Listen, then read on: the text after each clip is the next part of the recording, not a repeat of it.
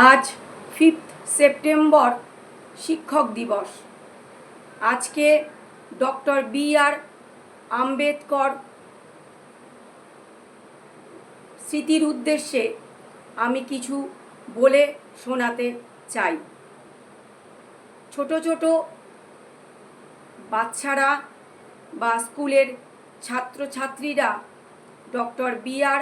আম্বেদকর সম্পর্কে তোমরা শিক্ষকদের কাছে অনেক কথাই শুনে থাকবে বা জেনে থাকবে। আমি আজকে ডক্টর বি.আর.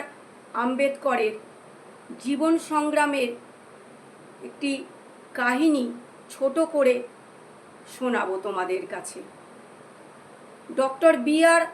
আম্বেদকর জন্মগ্রহণ করেছিলেন 1891 খ্রিস্টাব্দের 14 এপ্রিল। তিনি ছিলেন ভারতবর্ষের সংবিধানের রচয়িতা। তিনি শুধু ভারতের সংবিধানের রচয়িতাই ছিলেন না, তিনি ছিলেন ভারতের দলিত সমাজের মুক্তিদাতা ঈশ্বর।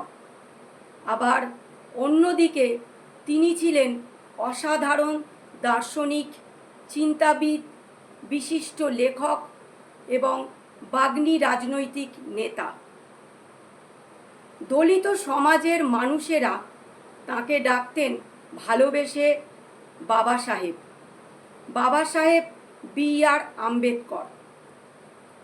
শৈশবে তিনি তদানীন্তন বোম্বে শহরের যে হাই স্কুলে পড়াশোনা করতেন, সেই হাই স্কুলের একজন ব্রাহ্মণ শিক্ষক ছিলেন, যার পদবি ছিল আম্বেদকর। যিনি মেধাবী ভীমরাও তাকে বিশেষ স্নেহ করতেন, ভালোবাসতেন। তিনি স্কুলের নথিপত্রে ভীমরাও পদবীর বদলে নিজের পদবী অনুসারে ভীমরাওয়ের পদবী আম্বেদকর করে দিয়েছিলেন। ভীমরাও ওই ব্রাহ্মণ নৈতিক পদবী নিয়েই, আম্বেদকর পদবী নিয়েই সারা ভারতবর্ষে তথা সারা পৃথিবীতে পরিচিতি লাভ করেছিলেন। বোম্বে হাই স্কুলের পর তিনি ভর্তি হলেন এলফিনস্টোন হাই স্কুলে। সেই এলফিনস্টোন হাই স্কুলের অভিজ্ঞতাই বলুন, সব ক্ষেত্রে মোটের উপর তার পুরো স্কুল জীবনের অভিজ্ঞতাই ছিল ভীষণ তিক্ত, ভীষণ অপমানকর, একটা ভয়ানক দুঃস্বপ্নের মতো। ক্লাসের অন্যান্য ছেলেদের সাথে তার একসাথে বসার অধিকার ছিল না। স্কুলের শিক্ষকরা তার স্লেট খাতা কখনো স্পর্শ করতেন না। এর কারণ ছিল একটাই, আর তা হলো তার জন্ম হয়েছিল অস্পৃশ্য মাহার বংশে।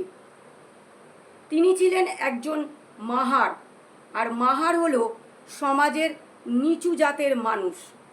মাহার মানে অস্পৃশ্য জাত, তা untouchable section of the society. এরপর আমি একটা কবিতা আবৃত্তি করে শোনাচ্ছি, কবি দিব্যেন্দু পালের কবিতা স্যার। ভোমলা পালের কানটা ধরে স্যার বললেন, শোন, 6 ঘরের নামতাটা তুই আর একবার গোন। 6 ঘরের নামতাটা স্যার পাঠ করিনি রাতে, দেখে দেখে বলবো কি স্যার আছে ধারাপাতে। তার থেকে স্যার আপনি বলুন, আমি বরং শুনি। শুনে শুনে মুখস্থ স্যার করে নেব এক্ষুনি। কি বললি? ইয়ার কি হচ্ছে, এঁচোড় পাকা ছেলে? আমিও তোকে শুনিয়ে দিতাম ধারাপাতটা পেলে। বন্ধুরা, এই ভিডিওটা তোমরা প্রথম থেকে শেষ পর্যন্ত দেখবে, আর ভালো লাগলে লাইক কমেন্ট শেয়ার করে আমার পাশে থাকবে। আমি ভিডিওটা এখানেই শেষ করলাম।